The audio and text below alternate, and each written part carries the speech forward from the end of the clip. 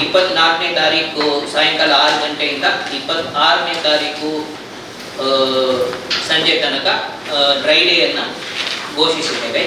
ಕೇರಳನು ಅದೇ ದಿವಸ ವೋಟಿಂಗ್ಗೆ ಹೋಗ್ತಾ ಇರೋದ್ರಿಂದ ಅವರು ಕೂಡ ಘೋಷಣೆ ಮಾಡಿದ್ದಾರೆ. ಸೊ ಅದರಿಂದ additional orders we not required.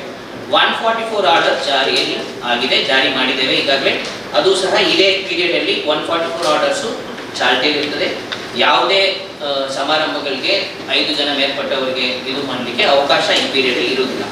Loud speakers ಅನ್ನು ಬಳಸಲಿಕ್ಕೆ ಈ 48 hours ಅಲ್ಲಿ ಯಾವುದೇ ಅವಕಾಶ ಇರುವುದಿಲ್ಲ. ಧ್ವನಿ ಇದು ಎಲ್ಲ ಕೂಡ ಬಂದಿದೆ. ಯಾವುದೇ ಪ್ರಚಾರ ಇದು ಮಾಡುವುದಲ್ಲಿ ಮತ್ತೆ ಬೇರೆ ಏನಾದರೂ ಊಟ ಬಡಿಸುವಂಥದ್ದು ಇದು ಆ ಥರ ಏನಾದರೂ ಪ್ರೈವೇಟ್ ಈವೆಂಟ್ಸ್ ಇದ್ದರೆ ಪ್ರೈವೇಟ್ ಈವೆಂಟ್ಸ್ ನೆಪ ಇಟ್ಕೊಂಡು ಪೊಲಿಟಿಕಲ್ ಆಗಿ ಏನಾದರೂ ಮಾಡಿದ್ರು ಅದ್ರ ಮೇಲೆ ನಾವು ಕ್ರಮ ವಹಿಸ್ತೇವೆ.